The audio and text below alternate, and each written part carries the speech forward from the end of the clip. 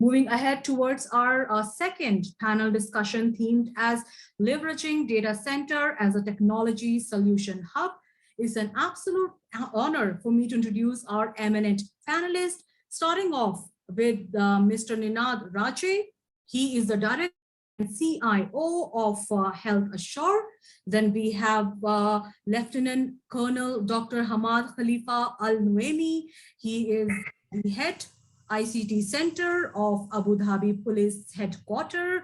And we have our next eminent panelist, Mr. Sachin Sharma. He is the head IT Information Security Infrastructure at National Life and General Insurance. Lastly, we have Mr. Majid Al-Shudari. He is the Chief Cybersecurity Officer of Salama Cooperative Insurance Company. And our eminent panel moderator is Mr. Vikas. He is the Senior Digital Development Consultant at the World Bank Group and also founding partner of DT40 Advisors LLP. All the best to our eminent panelists, and over to you, Vikas, to start the panel discussion. Thank you so much, Bridget. It is an absolute honor to be part of this panel discussion and discuss basically how data centers are being used as technology innovation hubs. Before we started this panel discussion, I was hearing Dr. Hamad about the measures being taken on the national critical infrastructure security. I think more so with lots of sensors being deployed, all this data coming from these sensors. One of the core components of this national critical infrastructure is data centers. Now, Dr. Hamad had talked about the digital assets which the government has created in their community. But we all know that these data centers are also deployed and utilized by private firms. Some of the data centers within the country, some beyond the country boundaries. So in this discussion, we would talk about, as everybody says, data is the new oil. And I think this is very pertinent in relation to the region we are talking about. So by that analogy, the data centers become the repositories of your new wealth, where you have lots of data, which can not only be used for governance, but can be opened to companies and citizens to create lots of new applications. So in this regard, since I guess we had this keynote by Dr. Hamad, I would like to start with him so that there is a continuity. I would just like to introduce Dr. Hamad. He has a very impressive profile. He joined the telecom network of Abu Dhabi Police in 2002, and within a span of 18 years, he's now heading this entire telecom network for the police. Dr. Hamad has a bachelor's degree in computer networking and a master's in telecommunication network management from Syracuse Universities in New York. And as I can read here, he has participated in more than 100 events and also conducts his own knowledge exchange programs with multiple countries. So that means, Dr. Hamad, you can provide lots of insights to our participants. Now you have talked about the government networks. I just wanted to ask you, since you're heading a police on behalf of police, the telecom network management, how do you see your government responding to creation of these new data centers? And also, has it made any impact on your safe city vision? So if you can share your insights on that, that'll be very useful for our participants. Well, thank you, Vigas, and welcome back me again, as you said. Well, it's not an impressive portfolio as much as most of the keynote speakers attending this. I am just a tiny little person coming from a small country. But as you said, most of the time we do have knowledge that we need to share. We have to share and an experience. Talking about, or your questions to me about the data center and what is the impact that the government are spending and doing in safe city. Well, thankfully, lately there was an international security report talking about the safe city around the globe. Abu Dhabi and Dubai has become at the top 5 cities around the globe that the safest. And yes, the data center has been playing a huge role and toward this part as a small nation and as a small country. As said, the population is only 10 million. We do have more than 25 data centers around United Arab Emirates, and if I'm not wrong, I guess at least half of those are tier 4. So this means that the government are spending too much money and investing into the digitalization and the data center. We are not lower than other countries. We do have the resources, we do have the abilities, we do have the knowledge, we do have the know-how, but we need to get the chance and the opportunity to make this happen. And the data center is an important asset, as you said, Vikas. And yes, it's one of the critical infrastructure assets that belongs to either private sectors and the government sector. So this is my answer. Hopefully that would be a good answer. Thank you so much, Dr. Hamad. I will have at a later stage some follow-up questions, especially relating to how do you handle the public, the private sector data centers, and how do you converge data between government and private. But before that, I think I'll move on to our next panelist, Mr. Ninad Raje. He's the director and CEO of Health Assure. Ninad is an information technology, healthcare, insurance, and financial services professionals with more than 26 years of experience in strategy, governance, innovations, operations, and technology deployment. He's also special expertise in managing large and matrixed teams. So, you know, given that you have expertise, Ninad, in managing large projects, complex projects, and your organization itself is, I guess, one of the biggest in the region providing healthcare-related services. So as we all know, these healthcare-related services are hugely data intensive. This data is used by the healthcare companies for providing good services. But at the same time, there are issues of regulations on privacy, etc. So what I would want you to share with us is what have been your key technology architecture choices to make sure that your data centers are not only utilized for creating innovative applications, but also comply with the relevant government regulations in the region. Over to you, Ninad.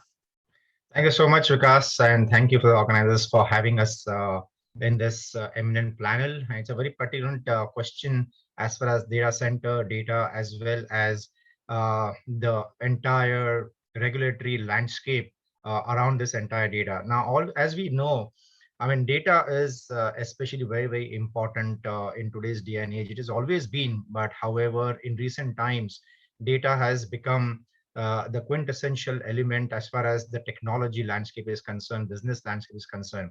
And hence it becomes that much more important for all of us to make sure the data is secured, the data is appropriately managed, and also at the same time it is delivered and published in a manner that it is secure as well as it makes sense. to the external stakeholders, especially the customers and especially the trends seekers as well. So having said that, hence it becomes very, very important. And since it's become very, very critical, we need to make sure that we secure this data and the landscape around this entire data, its privacy, its confidentiality. First and foremost, I mean, the experience that we have, since we manage very large data streams from the health care standpoint, which is coming under the PHI regime. We all know there are IT acts governing the region. There are GDPR, there is HIPAA, there is HITECH, there is a whole lot of acts and secure regulations which are pertaining to data, especially when it comes to healthcare. Having said that, at the same time, we need to make sure the data is available in the shape and form that it is consumable by the consumers, right? So it's really a chicken and egg problem, wherein how do we secure this humongous data and comply with the regulations, and at the same time make sure that everything is available when it is required to the users. And that's where the data center technology sort of comes into picture. With the advent of public cloud, there are a lot of sort of problems and issues pertaining to data privacy. However, there are always solutions around these technologies. What we have done in the region, especially in the Indian context and the Middle East region as well, is we have partnered with these data centers, whether it is AWS, whether it is Google Cloud, as well as Azure, to ensure that this data and its privacy is managed and maintained. What we've also done is we have partnered with the government agencies and the law-abiding sort of regulators to make sure that we first understand the regulations, and then we also make sure that we comply with these regulations by implementing the appropriate technologies which are available at our disposal. First and foremost, close everything. I mean, my suggestion and recommendation is close all ports, close all data access to everybody. All right. And slowly but steadily, then start opening what is absolutely essential for us to open it to the general public. The other aspect is we need to make sure that we adopt and implement a dual technology, a hybrid technology when it comes to security. Yes, we can go in for public cloud. However, when it comes to very critical data points, ensure that we go in for a private cloud as well. So you can always have a coexisting private and public cloud, and you merge those sort of available technology data center points, wherein something which is available in the domain, in the public domain, you can actually host it in the public cloud, whereas something which is very critical as far as the health information is concerned, you can actually host it in the private cloud and manage and control it appropriately. So it's really kind of coming back to first of all identifying the data, categorizing the data appropriately, whether it is to be public domain, whether it's confidential, whether it is private, and what needs to kind of be published to the entire world. And then based on that categorization and identification, you go and implement the appropriate technologies which are available, whether it is in public cloud, whether it is in private cloud. As of now, I mean, nowadays you have diamond dozen firewall technologies, you have edge technologies coming in picture, and there are pretty much a lot of devices and architecture which is available to secure your data. But having said that, if you really ask the CISOs and the security experts, whatever we do and whatever we implement, it's going to be not 100%. You know, there is always some gaps which will be available, and those gaps need to be identified and plugged and fixed. At the same time, we need to make sure that the business is going on, and then we get the adoption, and we need to inform the business heads as well, saying that why it is something which cannot be published on the public domain, why it needs to be secured. So you get a buy-in from the leadership as well, so that everybody in the same organization, in the same regulatory framework, understand what is required at the same time. I hope that answers your question. Over to you, Vikas. Thank you so much, Ninad. In fact, yes, to some extent you have answered my question, but in the next round, we would like to move beyond security, and assuming that everything is secure, like to see how this data is being utilized for innovation by various companies. So I think I would like to know from you during that. But before that, I'll move on to Mr. Sachin Sharma, our next panelist. Sachin, if you're there, can you put your video on if possible?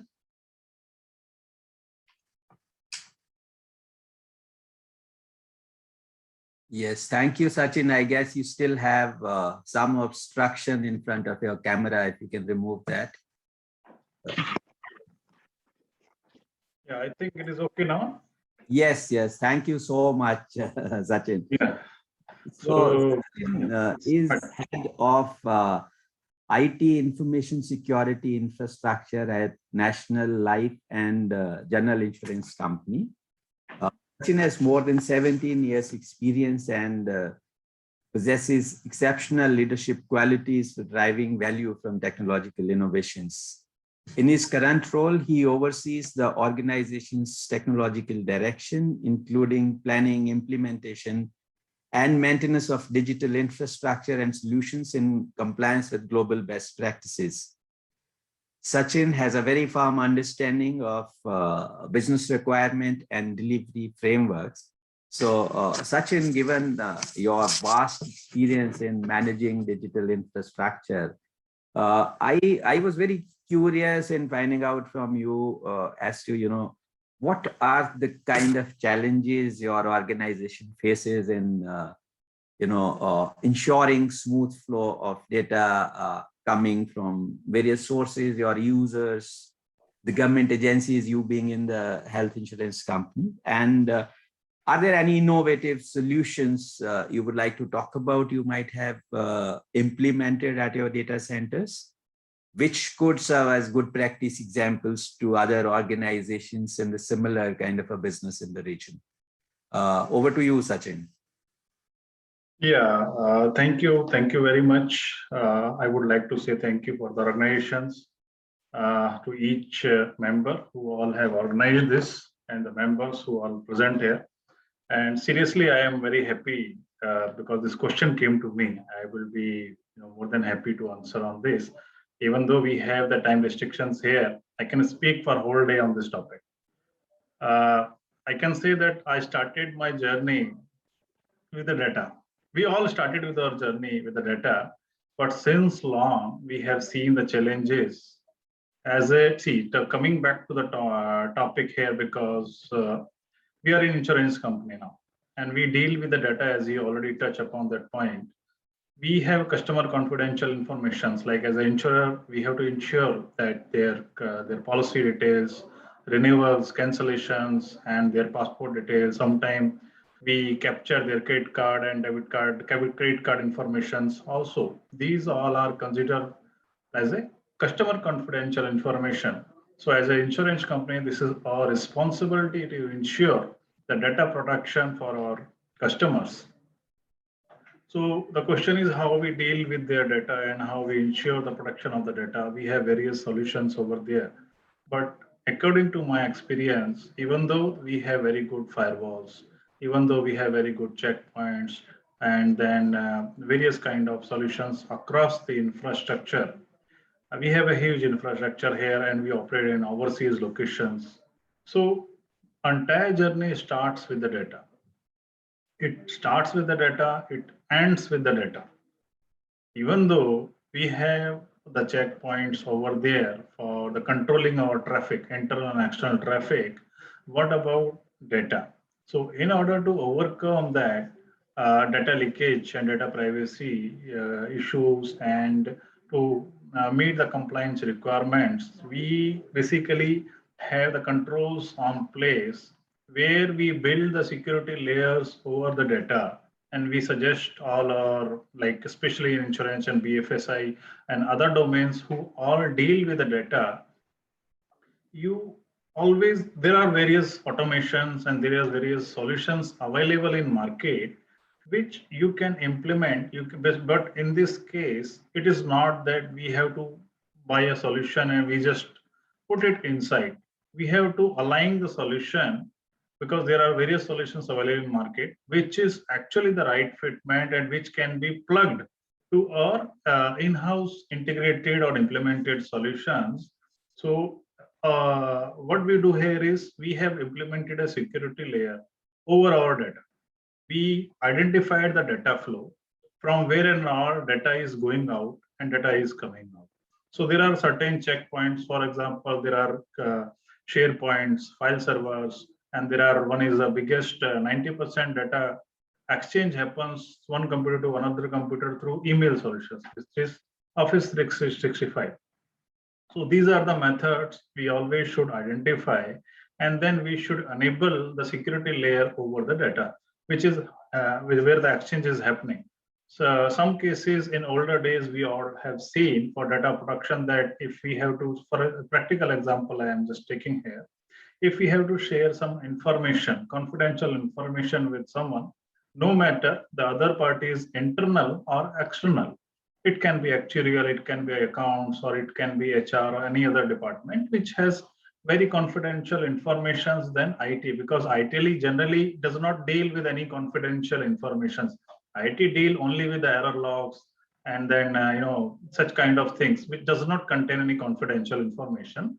Where if we talk about the actuarial accounts, HR, and these other departments, sales team especially, who generally goes into the field and grab the cash flow and grab the business with different channels. So the point here is the data protection, but along with the data protection, we have to consider the business. It should not impact, it should not hamper the business. I was trying to give an example. In older days, if we have to share one Excel confidential information with a person who is internal or external, no matter, we generally apply the password and give it to them. And then separately, we share the password. But the question is, what about when we give the password? If we have given the password on the file, means he has complete control on that. He can do anything, he or she can do anything. Where the file is going, who is operating the file, and who is copying my content and forwarding to whom, there is no control on that in older days. But now there are various protection solutions available who enables the data owner to build a layer on the top of that file and enable the tracking, where the file is going, who is doing what on my documents in the contents, basically, who is trying to take the printout from the file, who is trying to forward my document to someone else. Such kind of intelligent solutions already available in market, and we also implemented similar kind of solutions. So today, we are very much confident, and we are very confidently saying that National Life has 99% protection of our customer information, because we have solution implemented on our data. We control our internal external traffic as well. Very regularly we are doing VAPTs, as well as we implemented this layer over the data, not the data which is lying on the system, user system. We identified the source of the data, basically from where the data is generating. Data is coming from the application or the database. So we went there, we identified, we attacked on the source, and we build a security feature over the where the data generation is happening, so that tomorrow any user who has a privilege in the application to download some data, it is not that he will download the data and after that he has to apply the security layer. Nobody will do that. Because generally we all have seen in our past experience, everybody asks for security. No matter which domain, overall I'm saying. But the moment whenever we go and implement the security, people take this as a burden. Nobody likes the security. They ask for security, but they don't like security, because the moment we will go and implement the security, people will think that, our users will think that we are taking their freedom or we are bounding them somewhere. But this is not the actual case, because security is not a responsibility of a CISO or an IT department or a risk department, I would say, or auditor. Security is something which is responsibility of each user in any domain, in any organization. So all have to contribute in that bit. But unfortunately, there are many challenges we have seen in this. So that is the only reason To overcome these issues, we have identified the source of the data and we build this kind of tracking. Today, if my sales guy, let's say, for example, or accounts guy, he is sending some information, internal or external both. We have a complete tracking on that, where the file is going and how it is being used. That is how it is. Yeah. Sorry for interrupting you. I think I understand that, you have very elaborate security infrastructure within your organization, which sometimes also creates inconvenience for the users. So I guess a more awareness is required for them. Now, in this section, given that we have only 10 minutes left, I would like to move beyond securing the data. So, I understand that all the panelists on this session are security experts. So the passion to secure the data is very well understood. And I think each of the speakers have demonstrated that, there are very robust networks to secure data. My next point, given, the background from where we come in, working with, maybe more than 183 countries, on this digital infrastructure, the value of this data, which has been now secured, is in this being used for doing some innovative applications, either using AI or doing some predictive modeling, doing evidence-based policy making. So with that, I think I will like to turn to Dr. Hamad again. Dr. Hamad, so my follow-up question to you would be, in your country, you would have public sector data, which probably your organization and the government owns. You have private sector data, which, the two companies just talked about it. And then you have more data, which might be coming as a result of kind of treaties you might have for digital economy or, the financial transactions, etc. Now, what, according to you, could be a kind of enabling framework which the government can provide so that this data can be harvested by the public sector organizations, by the private sector organizations for providing more services, doing predictive modeling, etc., while ensuring that the users whose data is being used, their consent is also taken while reutilizing this data. So can you just share with us some of the initiatives your country might have taken to make this data available for some kind of innovation? Yes, Vikas, thank you. I guess it's an important question when we are talking about the private sector and the government sector. And as an example, I would like to mention here a company called Injazat. That's one of the private companies that we do have around the country, that they built and run and operate a data center. But lately, the government has signed partnership with this Injazat company to get use of their data center in toward the society. And one of the services that this data center provides for the private sector is whenever the private sectors, huge companies or even small, they are trying to use a cloud solutions or they are trying to build their own data centers. They are having packages. It's like you are going to service provider to get a data package for your cell phone. And it's just like if you do have like a family package, if you do have like a personal package. So these, the Injazat data center are providing packages for the public and the private sectors.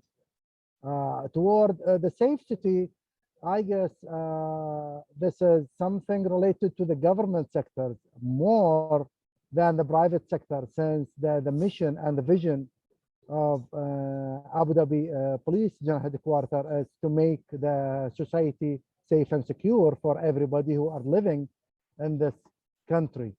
The big data is another technology and another solution that has been used from service provider. And I guess this is the next treasure and the next goal that we are talking about in information communication technology environment, since we are all tech people. Thank you, Vikas. Thank you so much, Dr. Hamad. It is really good to know that your government agency is collaborating with multiple data providers and is willing to get into the domain of big data, also for security purpose, as well as for providing new services to the citizens. So I would ask the same question to Nenad. Nenad, you've talked about lots of data within your organization, this being secure, but since you are in health insurance, do you also collect data from other third-party agencies and merge it with your data to come out with some new kind of applications or services or some kind of risk profile of your end users? And if so, do your end users know that this data is being harvested for creating their profile? Over to you, Nenad. Thanks, Vikas. Very pertinent question again, and it dwells into the various risks associated with managing the healthcare information and healthcare data for all the consumers as well.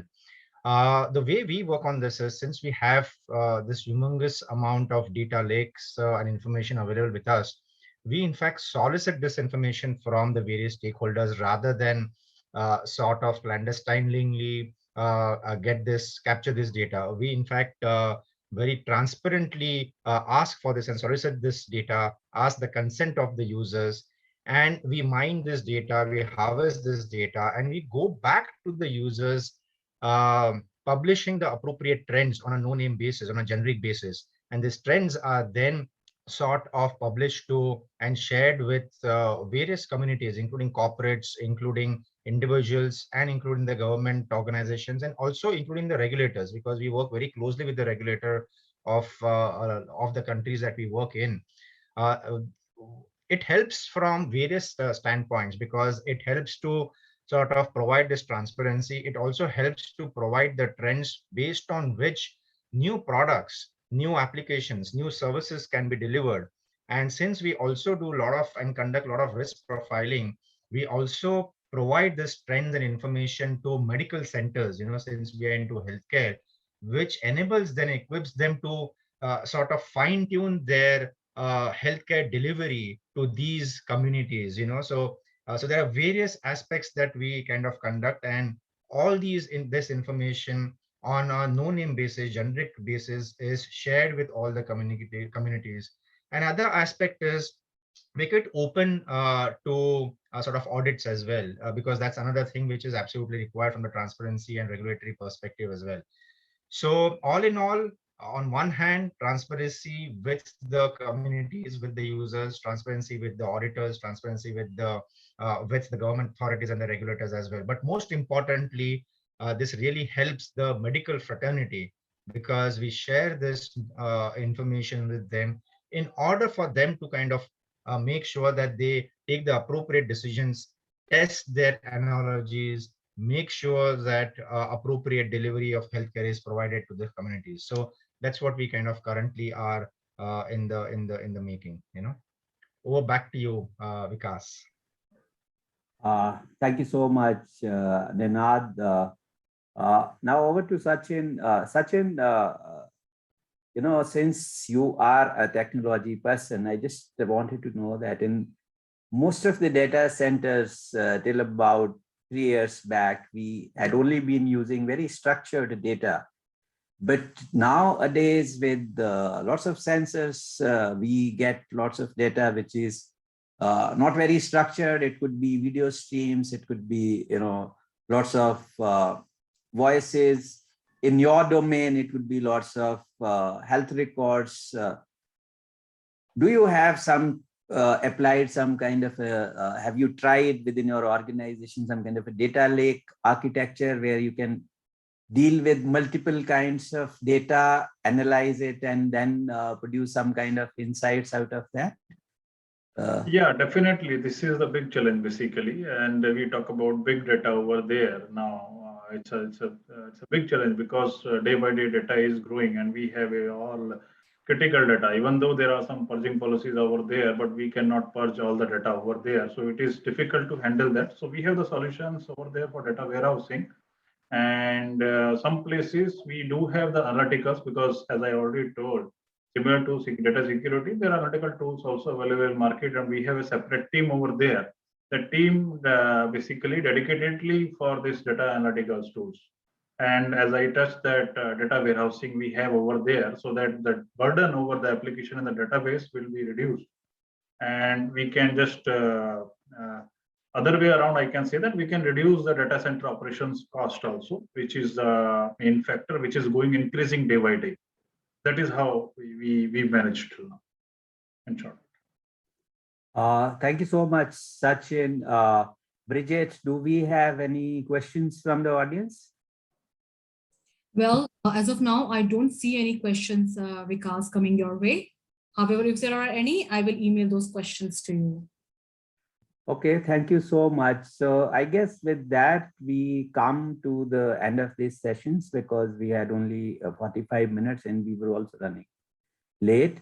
So, at the end of this, I must congratulate all as well as all the speakers for, sharing their insights with us. It is very good to know that